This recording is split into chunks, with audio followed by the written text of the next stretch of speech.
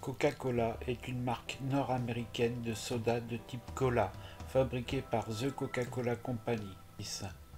Ce nom provient de deux ingrédients utilisés pour sa composition originelle, la feuille de coca et la noix de cola. À la fin de la guerre de sécession, à laquelle il participe, John Pemberton est pharmacien à Columbus, en Géorgie, et possède un petit laboratoire à Bay City dans le Michigan. En 1870, il s'installe à Atlanta, le marché étant plus porteur que celui de Columbus et de Bay City. Vétéran de la guerre de sécession, John Pemberton a contracté une addiction à la morphine à la suite du traitement des douleurs dues à ses blessures. Il est alors à la recherche d'une boisson qui pourrait lui permettre de se désintoxiquer progressivement. La première recette, ancêtre du Coca-Cola, le French Wine Coca, est inventée par John Pemberton en 1885. Il s'agit d'une boisson alcoolisée à base de coca, de noix de cola et de damiana. Pemberton s'est probablement inspiré de la recette du vin Mariani, d'où l'appellation French Wine Coca, un mélange de vin de Bordeaux et de feuilles de coca créé par le pharmacien corse Angelo Mariani en 1863. La vente du French Wine Coca se poursuivra jusqu'à la mort de Pemberton en 1888. Le 25 novembre 1885, le maire d'Atlanta organise un référendum sur la question de l'interdiction de l'alcool dans la ville. Atlanta devient une ville sèche pour une période d'essai de 2 ans, durant lesquelles la vente d'alcool est interdite. Ainsi, l'enjeu pour la jeune compagnie sera d'offrir une boisson sans alcool, tranchant avec les orangeades et procurant les effets du bourbon. Pemberton va développer une version sans alcool de sa boisson, mais toujours avec le coca, son principal ingrédient actif, qui subsistera dans la recette jusqu'à la fin du XIXe siècle. Pemberton s'associe à Frank Robinson, un comptable de formation et surtout un homme ambitieux. Il le rencontre en présence de son associé, Ed Holland, en 1885. De cette association naît officiellement la marque Coca-Cola et la Pemberton Chemical Company. Frank Robinson est pour certains l'initiateur de la création du nom de la nouvelle boisson, de la calligraphie du logo et l'initiateur d'un recours massif à la publicité.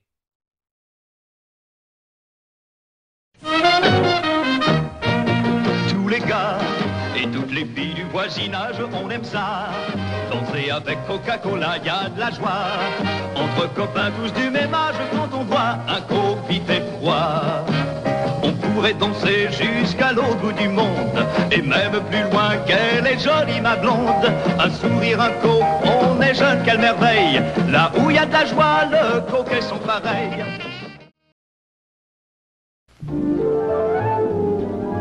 Coca-Cola gives you that refreshing new feeling. Enjoy ice cold Coke right now. Get zing, what a feeling with ice cold Coke right now. Coca-Cola gives you that refreshing new feeling. Zing, what a feeling with a Coke. Ice cold, ice cold. For real refreshment, reach for the real thing. Ice cold Coke right now. Coca-Cola gives you that refreshing new feeling. Zing, what a feeling with a Coke. Ice cold. Enjoy ice cold Coke right now.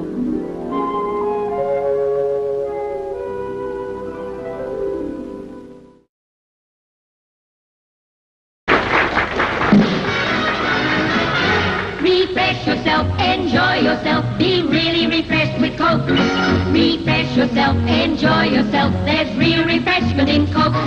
So cold and bright, so crisp and light, Coke brings a lively lift. You'll feel refreshed, you'll be refreshed, you'll work and play at your sparkling best. So refresh yourself, enjoy yourself with ice cold Coca-Cola.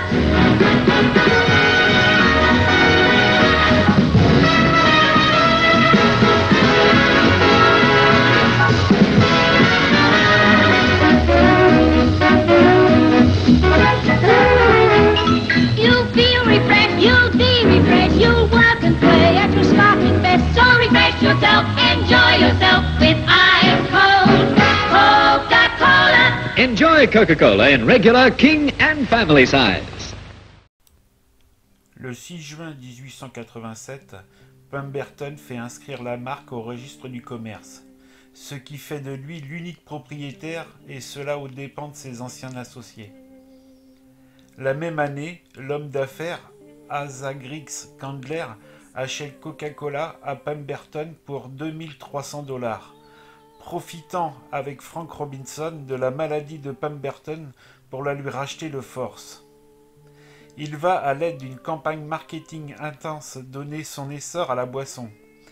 Elle est mise en bouteille pour la première fois en 1894 par John Biderman dans l'arrière-salle d'une fabrique de confiserie à Vicksburg, dans le Mississippi.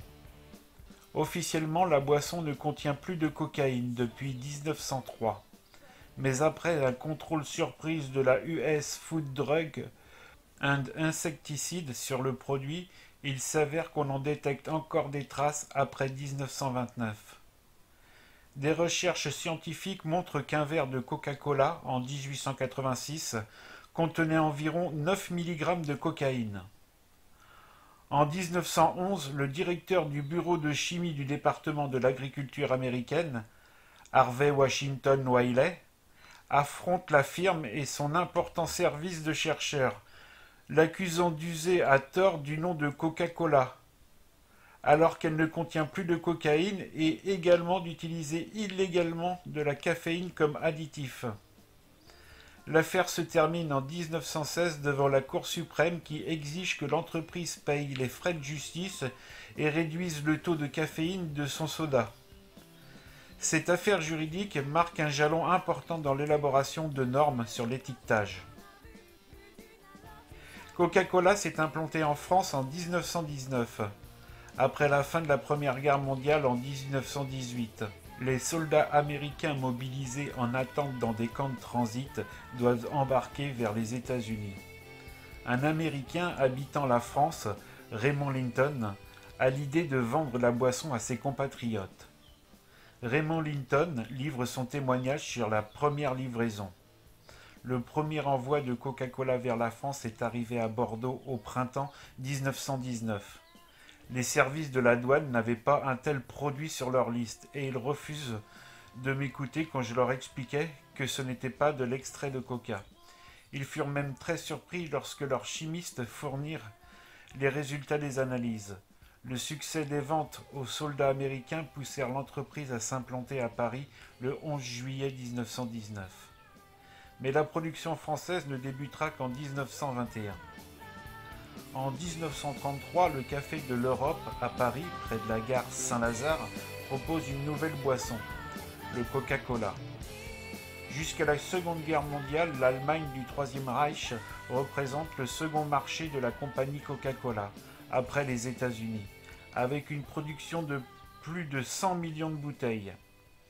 En 1928, Robert Woodruff, alors président de la compagnie, participa à 2 soirées privées organisées par Göring et Goebbels. Son séjour dépassa donc le cadre de la banale visite de courtoisie aux dignitaires d'un pays au marché important. Max Kett, responsable de la compagnie en Allemagne et proche du pouvoir politique, Nicolas Rouck, directeur des ventes outre-Atlantique, plaçait des publicités pour son soda dès qu'un magazine mettait le Führer en couverture, mais aussi dans les pages de Die Wehrmacht, le périodique de l'armée allemande, ou encore à la radio, où le jingle Coca-Cola est souvent le premier spot publicitaire suivant le Reich. Srun Frank, le journal d'information du Troisième Reich. En 1937, Coke est l'une des attractions d'une exposition berlinoise à la gloire des ouvriers du Reich.